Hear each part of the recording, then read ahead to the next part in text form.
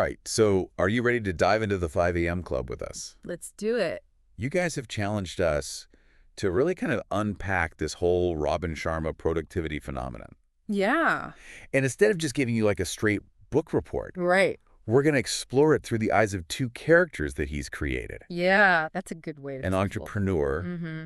who's killing it professionally, Yeah. but feeling kind of empty inside, Right. and an artist who's brimming with talent, Yes. but struggling with actually doing the work.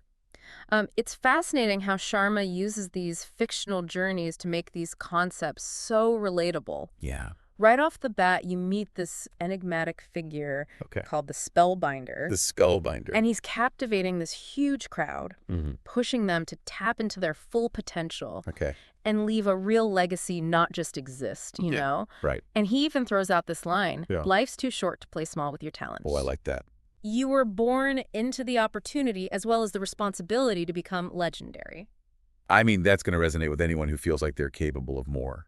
Absolutely. And then the book cleverly contrasts the entrepreneur Yeah. who's driven but dissatisfied Right. with the artist who's all about the potential, Yeah. but like held back by self-doubt. Right. So it sets the stage for exploring how this 5 a.m. philosophy Okay. can work for different personality types and different motivations. I like it. Okay, so then comes the twist. Yes. They encounter a homeless man Right.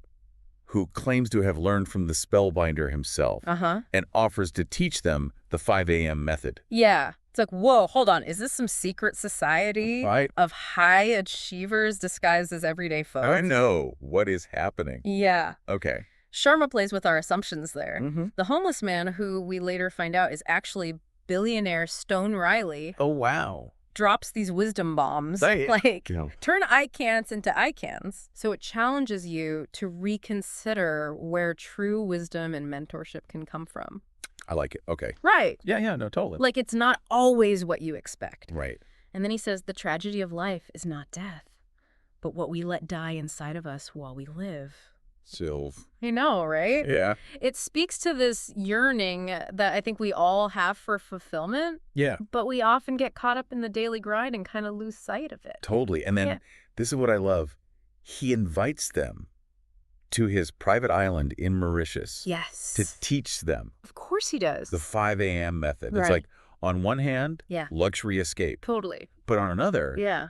it kind of highlights the importance of environment and personal transformation. Yes. Right. Like, can you really unlock your potential if you're stuck in the same old rut, Mm-hmm. both physically and mentally? Right. I love that. Okay, so that journey to Mauritius becomes this metaphor Yes. for stepping outside your comfort zone, Uh-huh. which can be intimidating, but is often where the real growth happens. Absolutely. Okay, so while they're soaking up the sun Mm-hmm. and presumably some amazing food, I hope so. what exactly does this 5 a.m. method entail? Well, it all revolves around what he calls the victory hour. Oh. That first hour after waking up, which, let's be honest, most of us spend. Hitting the snooze button. Yeah, or scrolling through our phones half asleep. Yeah. And Sharma argues that dedicating this time to very intentional activities Yep. can completely change the trajectory of your day. Okay. I'm intrigued, Yeah. but also waking up at 5 a.m. I know it sounds crazy. I need a little more convincing. Okay. What's so magical about this specific hour? Right. And how do you actually structure that victory hour to make it, Yeah. victorious? Good questions. Okay. Now, Sharma dives into the science behind why the early morning hours are prime time for focus and productivity. Okay. But it's not just about getting a head start on everyone else. Right. It's about what he calls the 20-20-20 formula. Ooh, that sounds structured. It is. Tell me more, Okay. because I need all the help I can get when it comes to morning routine. I hear you. What exactly happens in those 20-minute chunks? All right. So the first 20 minutes Okay. is all about movement. All right. Think intense exercise Okay. to get your blood pumping Mm-hmm. and your brain firing on all cylinders. So no gentle stretching or like scrolling through social media in bed. No. I have to admit, the idea of sweating it out that early doesn't exactly thrill me. I understand. but I'm willing to hear the logic behind it. Okay, good. It's not just about the physical fitness, although that's definitely a bonus. Right. There's a ton of research showing that exercise, Okay. particularly in the morning, Okay. enhances cognitive function, Okay. boosts mood, Mhm. sets you up for better focus and decision-making throughout the day. Okay. I'm starting to see the appeal. So Yeah. what about those other two 20-minute segments? All right, so the next 20 minutes is dedicated to reflection. So journaling, meditation, or simply quiet contemplation. Sharma emphasizes using this time to connect with yourself, Okay. review your goals, Yeah. and cultivate a positive mindset. That makes a lot of sense.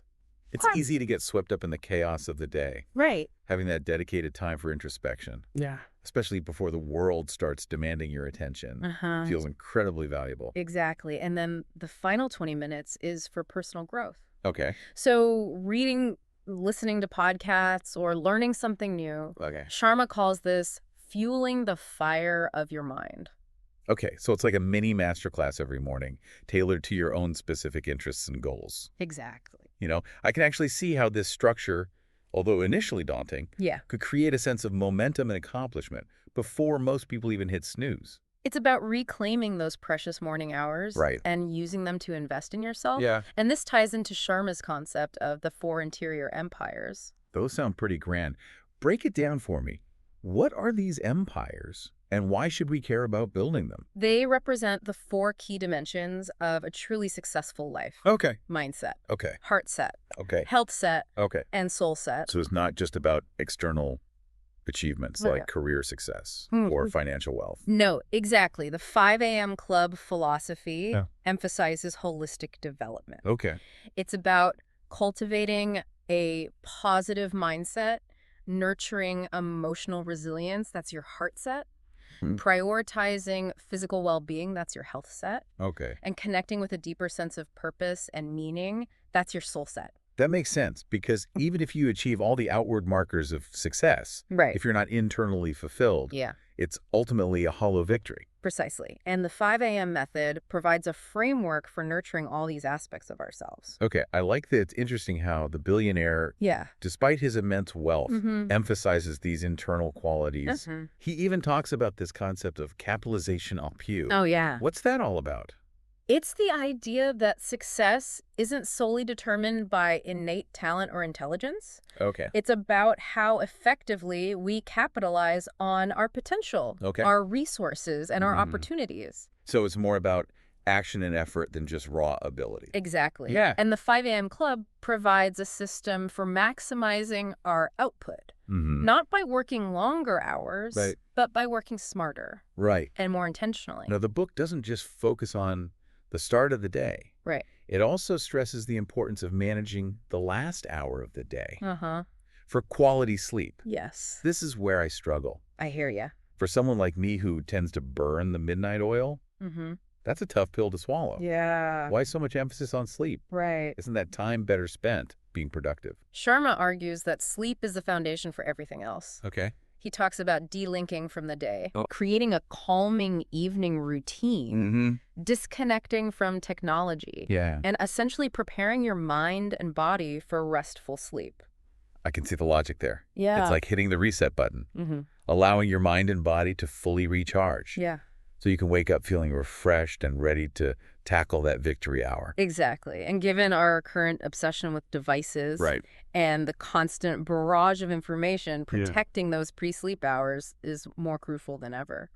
Now, I know the billionaire takes the entrepreneur and the artist on a whirlwind adventure Yes. to Rome and Agra, Uh-huh. teaching them further principles of the 5 a.m. Club. Yes, he does. What stuck out to you from those journeys? Well, in Rome, they delve into this concept of the tight bubble of total focus, Okay. which, let's be honest, is a struggle for most of us. Yeah, in today's hyper-connected world, for sure. Exactly. Okay, so how do you actually create this bubble Yeah. when you have emails, pinging notifications, buzzing, Right. and life constantly demanding your attention? It's about designing your ideal workspace, Okay. minimizing distractions, Mm-hmm. and consciously setting boundaries. Okay. It might mean turning off notifications, putting your phone on airplane mode, or even using noise-canceling headphones. It sounds like a radical departure from the way most of us operate. It is. But I can see how if you could actually achieve that level of focus, Yeah. your productivity would skyrocket. Absolutely. And then to further maximize those focused hours, Okay. Sharma introduces what he calls the 90901 rule. Okay, lay it on me. What's the magic formula behind this one? It's simple yet powerful. Okay. Dedicate the first 90 minutes of your workday to your single most important task. So no checking email, no scrolling through social media, No. no getting bogged down in busy work. Uh-uh. Just laser focus on that one crucial thing that will move the needle forward. Exactly. Sharma emphasizes leveraging those early morning hours when your mind is fresh Okay. and your willpower is strongest to tackle your most challenging and impactful work. But what about those of us who aren't morning people? Right. I mean, forcing myself to wake up at 5 a.m. doesn't guarantee a sudden burst of creative genius. I hear you. In fact, it might make me even less productive. That's a valid point. Hmm. It's not about rigidly adhering to a specific time. Okay. The key takeaway is to identify your peak productivity hours Okay. and structure your day accordingly. So whether you're a night owl or an early bird, Yeah. the principle remains the same. Uh-huh. Protect your most productive hours Right. and dedicate them to your most important work. Exactly. And to sustain that focus Okay. and prevent burnout, Mm-hmm. Sharma introduces the 60-10 method. Okay. Tell me more. Okay. I'm all about maximizing productivity without sacrificing my sanity. It's about alternating 60-minute work sprints Okay. with 10-minute recovery periods. Okay. This recognizes that we're not machines. Right. We need breaks Yeah. to recharge, Mm. refocus, Yeah. and prevent mental fatigue. So it's like interval training for your brain. Exactly. Short bursts of intense focus followed by periods of rest and recovery. Exactly. And during those 10-minute breaks, Okay. Sharma suggests activities that detach you from your work, Mm. like stretching, going for a walk, Well, listening to music, or simply closing your eyes and letting your mind wander. it sounds like a much more sustainable approach to productivity It is. than just powering through for hours on end. Yeah. Which, let's be honest, often leads to burnout and diminishing returns. Absolutely. And it emphasizes the importance of listening to your body Right. and giving yourself permission to rest and recharge. I like it now beyond productivity. Yeah. Sharma also delves into this concept of the heroic human circle, Yes. which for me really elevated the book beyond just another self-help manual. Me too. I have to admit, that title sounds a bit dramatic, Yeah. even for a self-improvement book. It does. What's the idea behind this circle? Right. Is it some sort of exclusive club? Not exactly. It's a model for becoming what Sharma calls a world changer Okay. by cultivating virtues like courage, Okay. compassion, Mm-hmm. integrity, Okay. and a deep sense of service to others. So it's about using your personal growth and success Yeah. to make a positive impact on the world. Precisely. Okay. The 5 a.m. Club isn't just about personal achievement. Right. It's about leveraging that achievement to Mhm. contribute to something larger than yourself. Now, throughout the book, we see both the entrepreneur and the artist undergo significant transformations. Yes. They're not just waking up earlier. Yeah. They're becoming more focused, more fulfilled, Yeah. and ultimately happier. Right. It begs the question, can a structured morning routine really have that kind of ripple effect on our lives? It's certainly compelling, isn't it? Yeah. And their journeys highlight the transformative power of intentionality. Okay. It's not just about the specific activities of the 5 a.m. method. Right. It's about making a conscious choice to design your life. Starting with how you begin each day.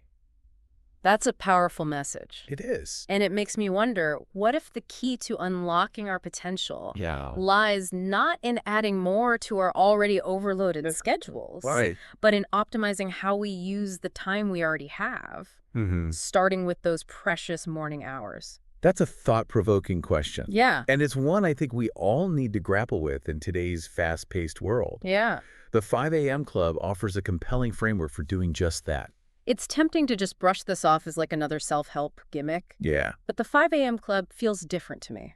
it does. It's not just about hustle and grind. Right. There's a real emphasis on mindfulness purpose and even finding joy in the process. Yeah, it definitely goes deeper than a lot of the productivity hacks that are out there. The billionaire character, despite having all the material success you can imagine, Right. keeps coming back to the importance of inner fulfillment. Right.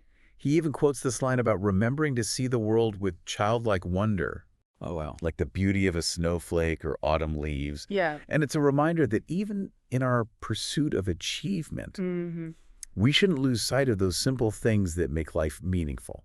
That really resonated with me, too. Yeah. It's so easy to get caught up in the chase. Right? And forget to appreciate the present moment. Totally. So beyond waking up early and structuring your day, Yeah. what are some of the lasting takeaways from the 5 a.m. Club that listeners can apply to their own lives, Yeah. even if they're not ready to commit to the full 5 a.m. routine? One big one is the idea of intentional living. Okay. It's about making conscious choices about how you spend your time and your energy, aligning your actions with your values, Yeah.